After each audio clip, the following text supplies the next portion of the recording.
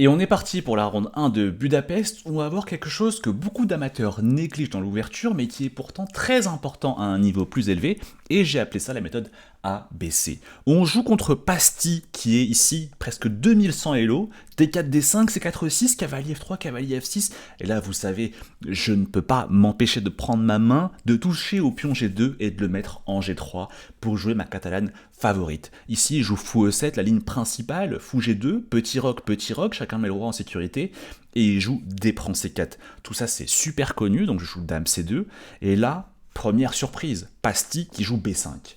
Et je me dis, quand même, pour un 2100 Elo, c'est vachement pointu.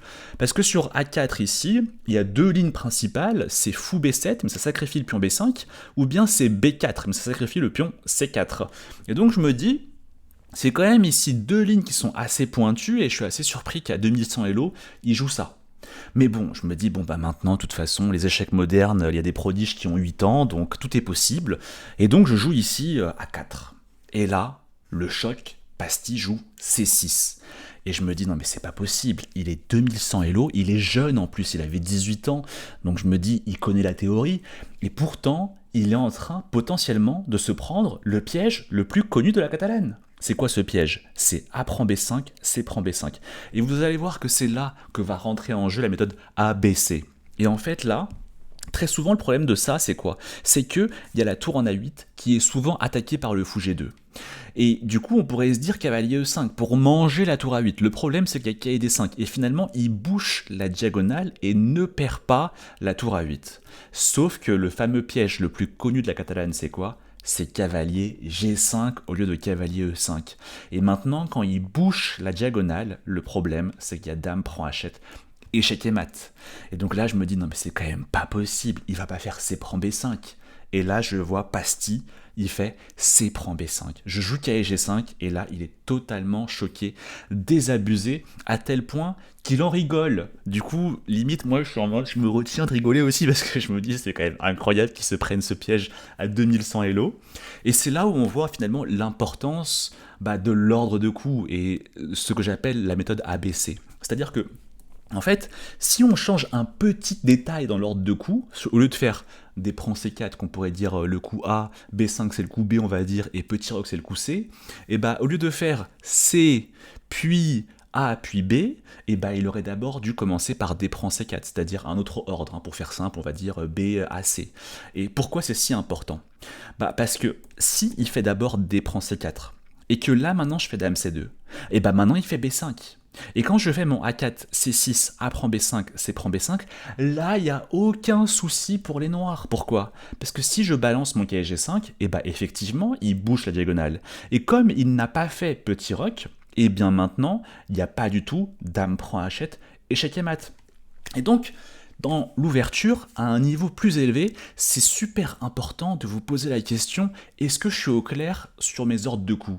S'il commence par ce coup A, puis par le coup B, puis par le coup C, très bien. Mais qu'est-ce qui se passe s'il allait commencer par B, puis par A, puis par C? Et qu'est-ce qui se passe s'il allait commencer par C, puis par A, puis par B? Bref, quand il y a 3 coups par exemple, ça implique 6 permutations. Et vous devez être vachement au clair, en tout cas à un niveau plus élevé, sur les 6 permutations et est-ce que ça impacte votre ouverture? Là, ça impacte très clairement la position de Pasti. Et Pasti qui du coup en rigole, parce que finalement, qu'est-ce qui se passe? Il perd sa tour, il ne peut pas la défendre. Parce que si cavalier D5, dame prend H7. Et donc finalement, Pasti ici un peu désabusé, joue H6. Tout ça s'est passé en 5 minutes au bout, dès le début de la partie, quoi. Je suis totalement choqué. Je suis déjà gagnant alors qu'on vient de débuter la partie. Fou prend A8, H prend G5, et là, du coup, j'ai une qualité en plus. Bon. Je me dis, ok, fou prend G5, on va manger un pion, ça fait pas de mal. Pasti, ici, joue cavalier A6. Et là, je me dis, ok, Julien, on est venu à Budapest, c'est pas pour faire du tourisme. On a un objectif très précis en tête, c'est de jouer vite. Et donc je me dis, on arrête de tergiverser, à réfléchir 10 ans sur la philosophie de cette position, et on développe les pièces. Cavalier C3 joué en 6 minutes. Il joue ici B4, attaque mon cavalier. Bon, je le centralise, cavalier E4. Et là, il joue cavalier C7. C'est malin. En fait, il attaque le fou A8, qui manque un peu de casse, parce qu'il est un peu bouché là par le cavalier E4. Mais heureusement, j'avais prévu ça. J'ai la case ici en C6 pour fuir. Donc je joue ici fou C6. Et là, il joue fou A6. Et là, je me dis, fou A6. Un peu bizarre ça quand même, parce que j'ai ma tour qui tape sur son fou, et il y a juste le cavalier qui défend ici le fou A6.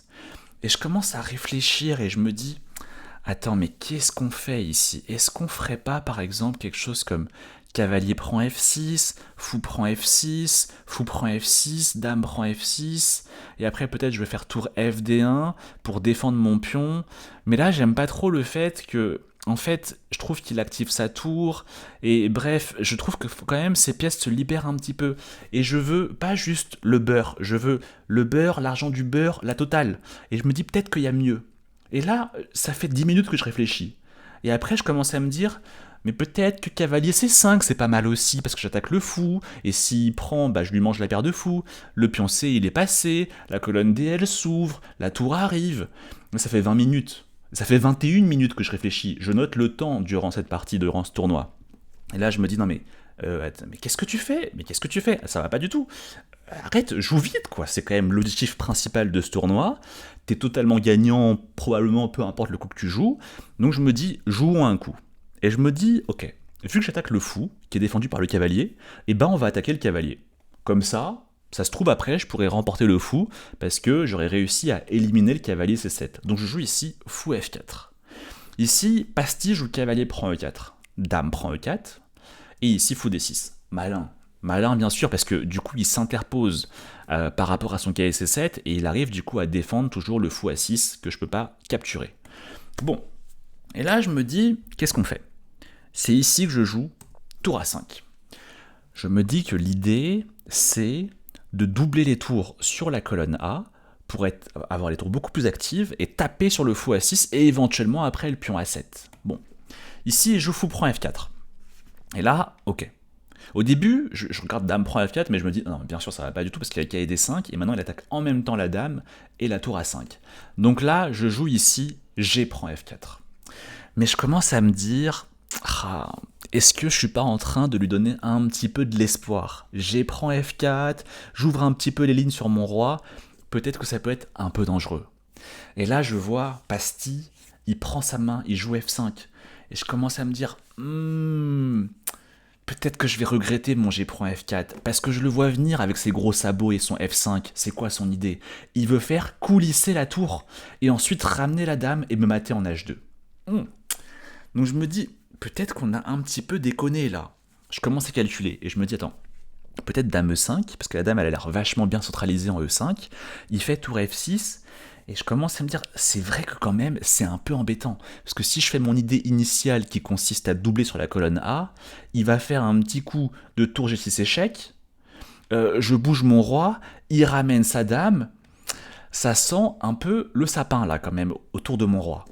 Et donc je me dis, ok, il faut prendre des mesures par rapport à ça. Qu'est-ce qu'on fait? Je regarde dame E5, il fait tour F6, et je me dis, bon, ok, peut-être qu'il faut ramener des pièces en défense. C'est là que j'ai l'idée de roi H1.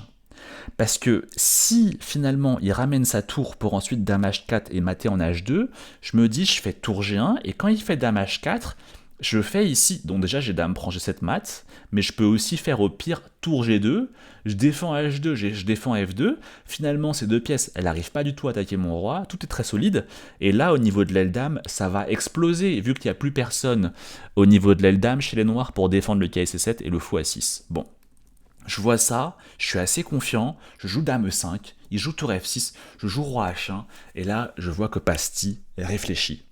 Il réfléchit, il tergiverse, finalement il joue C3. Bon, là je suis soulagé, je me dis, ok, il a compris qu'il n'y a pas d'attaque. Et là, il fait all-in, quoi. Et je me dis, bon bah c'est bon, il craque. Je prends, et mon idée aussi derrière tour A5, c'est qu'en fait je peux mettre ma tour en C5, et finalement ce pion C3, je lui dis, écoute, tu n'iras jamais à dame. Bon, d'abord j'ai fait un petit coup de tour G1, C2 et tour C5, voilà.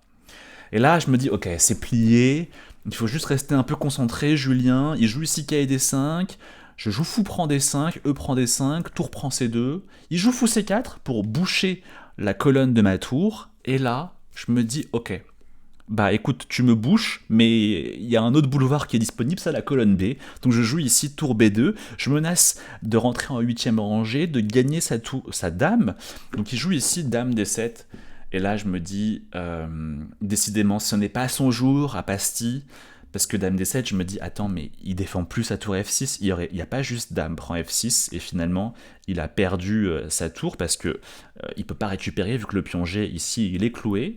Donc j'ai beau vérifier 10 000 fois, je ne vois pas le problème, et je joue ici Dame prend F6. Et finalement, ici, Pastille qui me tend la main, et qui abandonne.